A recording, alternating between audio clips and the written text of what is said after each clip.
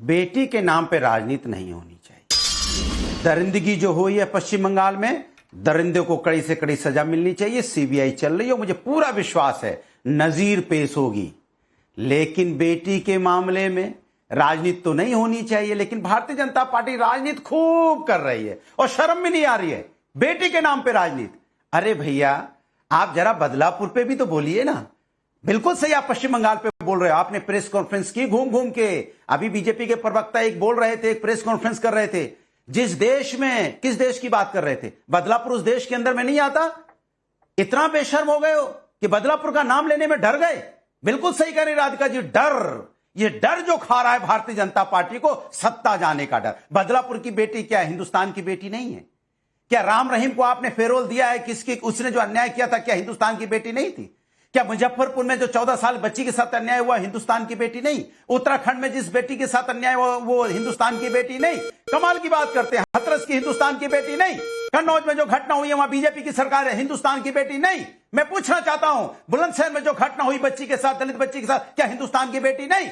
पश्चिम बंगाल की हो, चाहे बिहार की हो, चाहे महाराष्ट्र की हो, चाहे बिहार की हो, चाहे उड़ीसा की हो, सब हिंदुस्तान की बेटी हैं। और जब आप हिंदुस्तान की बेटी की बात करते हो तो मैं कहता हूं हर हिंदुस्तान की बेटी की सुरक्षा और अच्छा की बात होनी चाहिए। लेकिन भारतीय जनता पार्टी तो सिर्फ पश्चिम बंगाल की तो बात करती है, लेकिन दूसरे राज्यों की बात नहीं करती है। तो इसके मतलब राजनीति कौन कर रहा है? डरा हुआ कौन है? ये कौन है जो इतना डरा हुआ है? कौन है जो बीटे के बारे में आवाज नहीं उठाना चाहता है? कौन पार्टी है जो बीटे के बेटियों के बारे में यहां पे खड़ी नहीं हो रही है? अरे पूरे हिंदुस्तान की बेटियों की सुरक्षा के लिए आपको खड़ा होना है। इसके मतलब आप राजनीति मत कीजिए। अयोध्या भी, अयोध्या के बारे में भी कुछ कह देते तो अनुराग भदौरिया जी, अयोध्या के बारे में भी थोड़ा संज्ञान ले लेते तो मैं समझती कि बेटी और बेटी में आपने फर्क नहीं कहा। मैं तो सबके बारे में कह रहा हूं। नहीं, अयोध्या भूल गए, अयोध्या भूल गए, ध्यान से सुन रही थी। बारे में कह रहा हूं। मैं तो क्यों भूल गया? अरे मेरी बात तो सुन लीजिए। किसकी सरकार है उत्तर प्रदेश सरकार? किसकी नाविका जी? चलिए मैं आपसे बहस करता हूं, किसकी सरकार उत्तर प्रदेश में है? किसकी सरकार है? इसके मतलब जहां भारतीय जनता पार्टी, कई समय से बीजेपी कह रही है अपने पार्टी के लीडर को हटा दीजिए। आपने तो नहीं किया।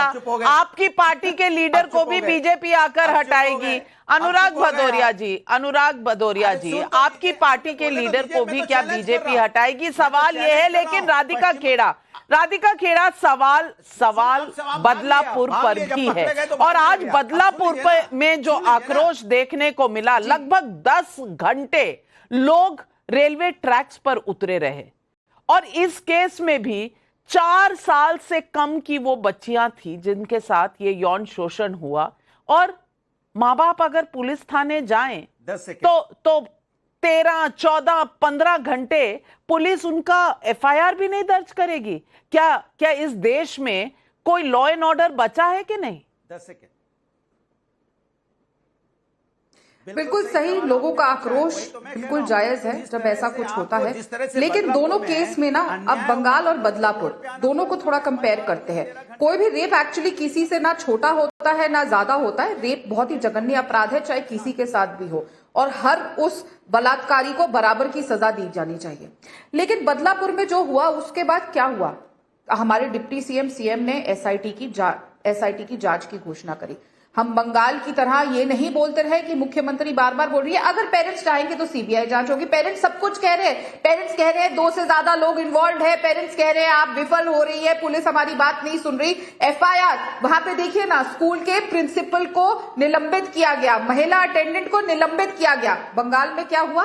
उस कॉलेज के प्रिंसिपल को रिवॉर्ड किया गया। ये वही प्रिंसिपल है बंगाल का जो पहले भ्रष्टाचार के लिए पकड़ा जाता है तो उसको मुर्शिदाबाद भेजा जाता है। क्योंकि वो पैकेट या जो भी था जो भ्रष्टाचार करता था शायद ममता दी को पहुंचाता था। उसके बाद जब इतना बड़ा किस्सा होता है, वो कोर्ट सामने आके कहता है कि क्यों प्रिंसिपल ने शिकायत एफआईआर दर्ज नहीं कराई। ये हुआ। उसके बाद क्राइम सीन को वो प्रिजर्व करता है। उसके बाद वो एक ऑर्थोपेडिक डॉक्टर होने के बावजूद सबने देखा, वो सबके सामने फोटो है कि वो लड़की की क्या हालत थी, किस हालत में उसकी बॉडी मिली, टांगे किस पोजीशन में थी, चोटें कितनी थी शरीर पे। और एक ऑर्थोपेडिक डॉक्टर कहता है कि वो सुइसाइड है। एक क्वैक तक ये बता देगा, एक अनपढ़ आदमी भी ये बता देगा कि वो सुइसाइड नहीं थी।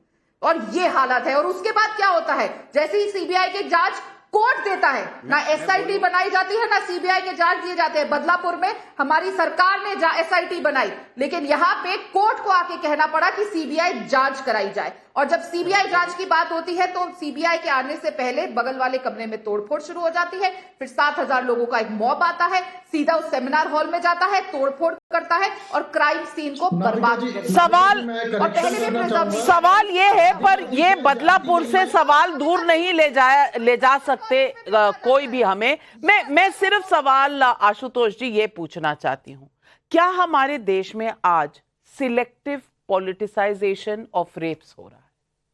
कोई भी सरकार क्या लोगों को भरोसा दिला पा रही है?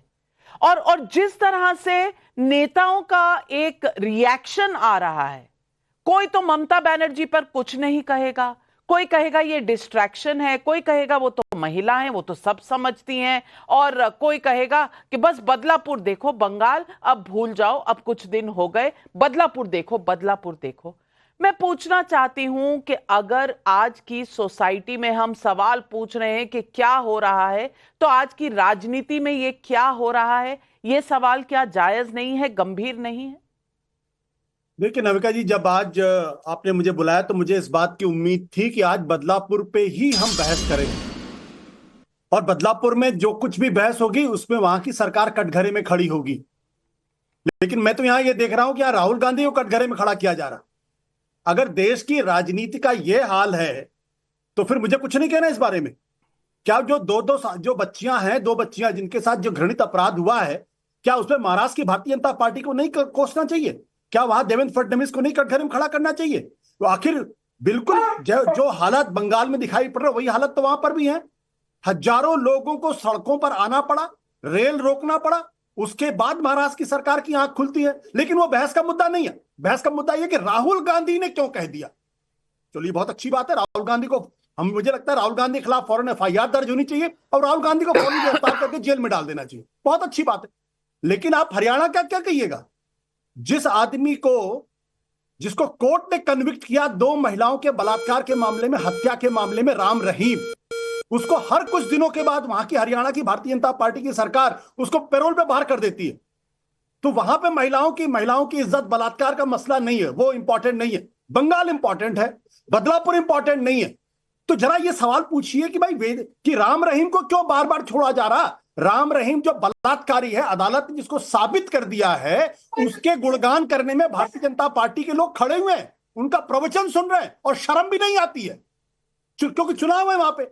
तो जहां इस तरीके के हालात होंगे वहां पे सवाल तो राहुल गांधी से ही पूछे जाएंगे, क्योंकि राहुल गांधी से ही सवाल पूछना चाहिए, क्योंकि राहुल गांधी इस देश के सबसे बड़ा अपराधी हैं। वैसे आशुतोष जी नहीं है। नहीं, आशुतोष जी, आपने मुझे भी प्रवचन दिया तो थोड़ा मैं भी जवाब दे दूं। आपने कहा आपने सोचा कि ये बदलापुर पर डिबेट होगी, तो बदलापुर पर तो हो रही है, पर ये कहां लिखा हुआ है कि अगर मैं बदलापुर की बात करूं तो बंगाल की बात नहीं करना मेरे लिए जरूरी है? और आज पहली बार अगर सुप्रीम कोर्ट सुओ मोटो संज्ञान लेती है तो मैं उसकी बात ना करूं, ये कौन से रूल बुक में लिखा हुआ है? और